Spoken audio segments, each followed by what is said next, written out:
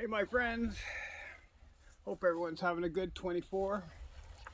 I decided to try something a little different, and I'm outside my home here on Prince Edward Island and talking to you directly from my view. Today, I want to talk about the benefits of recovery and what to expect.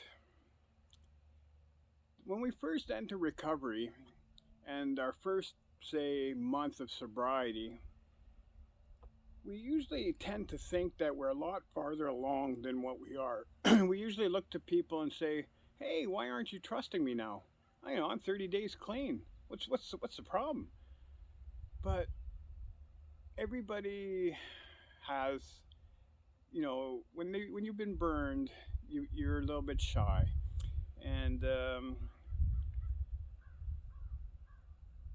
but you can't hold that against a person, and you can't use that as a reason to stop. When my first month in recovery was spent here in Prince Edward Island, and like I said, when I first came here, I only had a duffel bag, and these people really adopted me. I had no job, but they gave me such a support structure that I immediately felt not obligated, but morally responsible to be a participating member of the family. Immediately, I went to work at Island Quality Vegetables. Probably the first job I had in probably 12 years. Um, I worked 12, 14 hours a day, and I did it every day. And it seemed like we were getting nowhere. Like, I mean, every time, like, we would struggle, like, inspections on the car, filling up the oil tank for winter. And I'm like, when is this ever going to get better? Like, I thought quitting drugs was supposed to be, the end of suffering and the hardships. And then I remember, I think it was 2005. Yeah, about 4 years into recovery, I seen this Honda Shadow Ace American Classic Edition, and I asked Barb. Asked what she thought of it, and she loved it. And sure enough, I got it, man. I got this beautiful vehicle, this beautiful motorcycle. I started motorcycling. I started meeting friends. We started going on regular Sunday trips. There were still struggles, but this was the first real breakthrough I had in recovery where I actually seen amazing progress. So you can't be hard on yourself. The first year, I would say, is the absolute hardest year you will face. You know, you're gonna want to you're gonna want to use excuses. You're gonna want to say, it's just not worth it. But but it is worth it, and it's not just worth it for the things you get in life. That's meaningless. I would go take those bikes and I'd drop them in that ocean so fast if I can have Roy back. I would take every possession I had and just take it to a fire, burn it to the ground if I could have Roy back or my dad. It means nothing. But what it can do is it can make your life a little better and more enjoyable. Like when I'm on the road and I see the open road in front of me, I feel the air in my face and the wind, and I hear the engine, and it just feels like I'm a part of everything. I'm living in the moment. And that's what recovery is. It's about living in the moment and not worrying about tomorrow, not worrying about yesterday. Yesterday's gone, tomorrow's not here, but we're here right now in this moment. I've met some fantastic friends, man. I won't mention them by name, but they know who they are. And I talk to them online, I talk to them through Facebook, and they inspire me. And I get some people say, like, are you nuts, making all these posts? But that's my therapy. That's how I feel good about myself, is by reminding myself that I am a good person. I put a post out, I stood up for Roy, or I did this, and nobody else did it, but I did. And that makes me feel proud. And that pride you can't buy. That honor, that respect, you can't buy that. That's the important thing, and that's what Roy taught me, and that's what recovery is about. It's not about the things you can buy.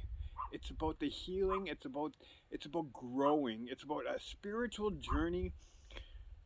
Oh, it's so amazing. It's so amazing. I've got so many good friends that I went through the most craziest of weeks, craziest of weeks.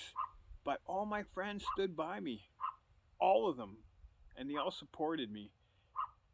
Maybe not to the point that, coming out and beating these people up. I didn't want that. I just wanted someone to say, hey, John, I understand. You're fighting for the right cause. You're doing the right thing. I'm behind you. And that felt good. Oh my God, that felt good.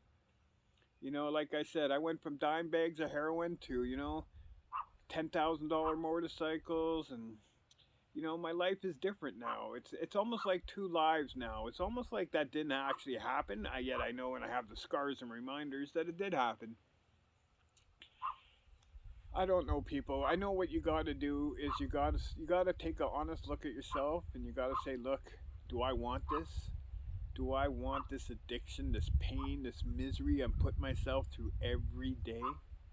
Do I really, really want that? Or maybe I want something else. Maybe there is something else out there. Listen, go to a meeting. You don't even have to go to a meeting straight. That's bullshit. All you have to do is have a burning desire to be sober. If that's all you have, then that's the only requirement to be at a meeting. Go. Listen to some people who have some experience.